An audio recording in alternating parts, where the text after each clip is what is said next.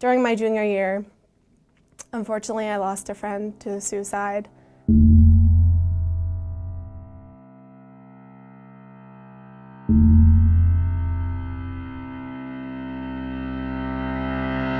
I mean, I've dealt with friends who have had depression and anxiety and all these other issues, but didn't really become real until that happened.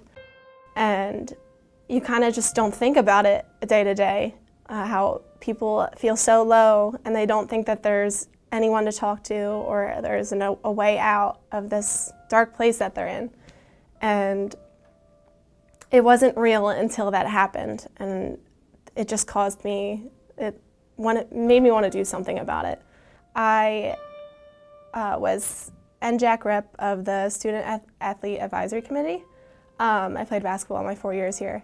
So the story came out about Madison Holleran, the Penn track star who completed suicide, and it just really hit me hard for many reasons. And it's kind of like, as an athlete, you have this like perfectionist mindset about doing well, not only on the court, but in the classroom, and it's a lot of pressure. And I understood to a degree where Madison Holleran had these unrealistic expectations. And she wanted to be so perfect, and she didn't know how to express that she was unhappy, because that happens a lot when you go from high school to college and you're expected to do the same things you were doing. And it's harder, and life's hard, and you try to be this perfect person, and it's just not realistic.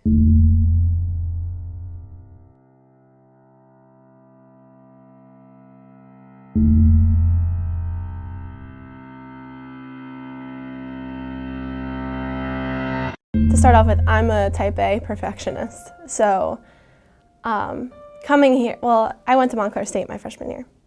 And I went through a bout of just not expressing how upset I was.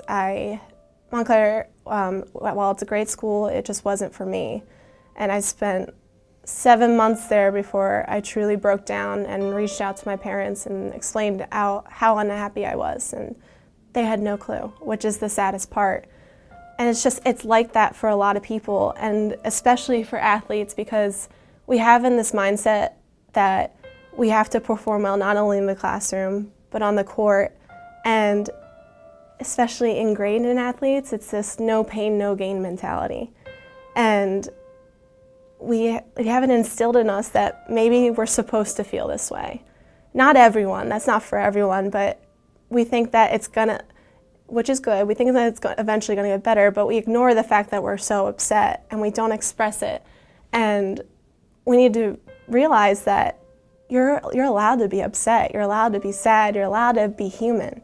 And you need to reach out if you're feeling this way.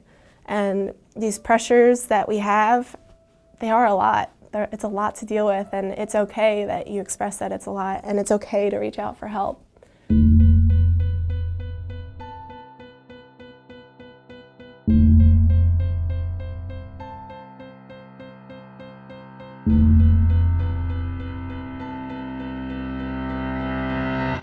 I was part of the team for the first Suicide Prevention Week, and I was in charge of the walk. That was the event to kick off the week.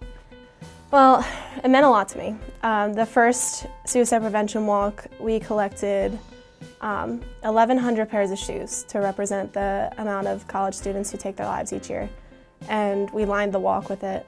And it was unreal just taking all these shoes, and as you were walking, you were just like, wow, someone like filled these shoes. And it's very touching and very emotional, and it's very real when you realize how many lives have been lost. And it means a lot to me that the whole community came out, not just from Stockton, but around the school. It just shows that everyone's being honest and talking about a very real issue, and that's something we don't really do in today's age. We put up the perfect versions of ourselves all over social media, and to be honest and open about struggles that everyone faces, that it's just so important to me. So.